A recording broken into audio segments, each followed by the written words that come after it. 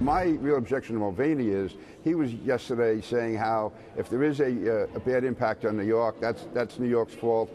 This is what Mulvaney has been doing back when he was in Congress. He's the guy that led the fight against the Sandy relief money that was due to New York. He never supported the 9/11 health care bill for New York.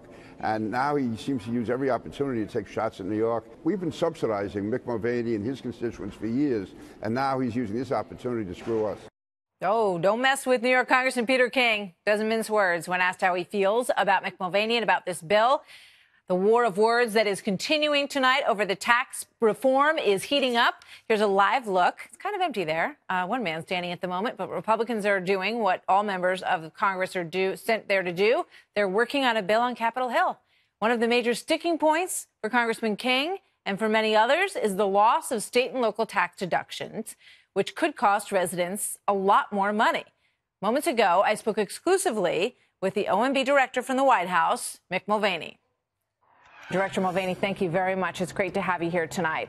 Hey, Martha, thanks for having me. I hadn't heard that clip from Peter today. That was fun. Well, he's not a happy man, and he's hearing it from his constituents, and we're hearing it in New Jersey as well, which is my home state, where people feel like they give such a huge amount of their tax dollars to support the country. The largest tax comes from New York, for example, that's put into the kitty by the good people of the state of New York, and they feel like why should they have to take it on the chin by losing the state and local tax deduction, which was in part put in place to kind of balance things out a little bit. Sure. A couple different things. First of all, I'm sure that as candid as Peter is, and that's what Peter's known for, and I appreciate that. I worked with him for 6 years and very much enjoyed doing that. He and I probably agree more than we disagree. He's got a job to do representing his folks. I've got a job to do, which is try to explain some of the things that the White House perceives in the existing tax code. And one of those things, and what's at the heart of this, the decision, or at least the position that we have regarding the state and local taxes. And again, this is really more a House and a Senate thing than it is anything else. We support what the House did with the state and local tax deductions. We support what the Senate is. That's sort of them hacking through the details. The Senate removes the deduction completely.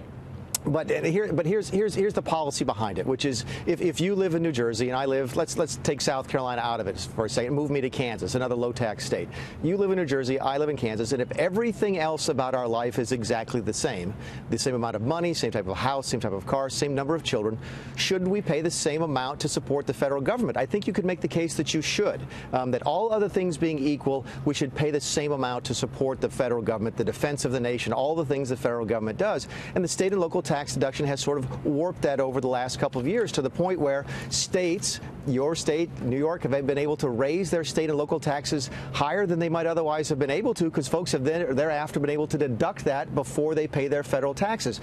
The net effect of that is that folks who live in Kansas actually pay more, all other things being equal, than folks who live in New Jersey. We could go back and forth on it all night. Yeah. The Tax Foundation says that South Carolina gets back $1.35 for every federal tax dollar, that New York gets a return of 79 cents. But I do want to leave it there, and we're going to get more of that in a moment. But I want to get to some of the other issues that are out there. Ron Johnson, the senator from Wisconsin, says he is a no on this tax bill the way that it stands right now. He says it's still buffaloing people, pass-throughs that think they're going to get a 25% rate. It is still lost on a lot of people. He's talking about small business owners who may believe that they're going to get that pass-through rate and that maybe they won't get it. What would you say to them tonight?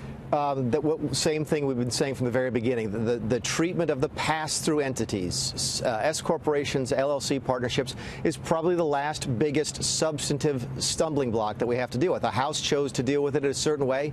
I think they took 70% of a pass-through's income and taxed it as actual personal income, 30% as a return on capital. I understand the Senate today, I haven't seen the details, came up with another way to do with it. Clearly, it didn't meet with Senator Johnson's approval. That's fine. That's one of the last details that needs to be worked out. I think once you see that worked out, and it will be worked out, then I think everything else sort of falls into place. But I don't fault Senator Johnson. I think he feels very strongly about this, and it's on the issue that everybody knew would be a challenge. So we'll work through it. All right. And this came in after the town hall that we did last night with Speaker Ryan. I got some replies that said, I wanted to hear more about this or that. And one of them came from a woman who's a senior citizen. She says, Martha, everyone is forgetting the senior citizens. No medical deduction. I make about $65,000, 25% tax bracket, retired, no employer. We will lose. I pay taxes to get a small return. I pay a couple thousand. I don't have it. I can't work overtime. Help us. Take a look at this group. What do you say to her? that I think she's missing a big piece of the puzzle, which is not unusual. A lot of folks, I think, continue to overlook the importance of doubling that standard deduction. Right now it's $12,700. If she does have, say, some medical expenses beyond what Medicare pays for her, maybe she itemizes today. The chances of her itemizing with a $24,000 standard deduction for her and her husband are probably very, very low. I think folks have really misunderstood the value of that. That is a key tool, a key part of how we're lowering taxes on so many ordinary Americans like her. I got to ask you one more question. Where does the White House stand? Do you like the Senate bill better or the House bill better? And is the White House in favor of removing the Obamacare individual mandate for this bill?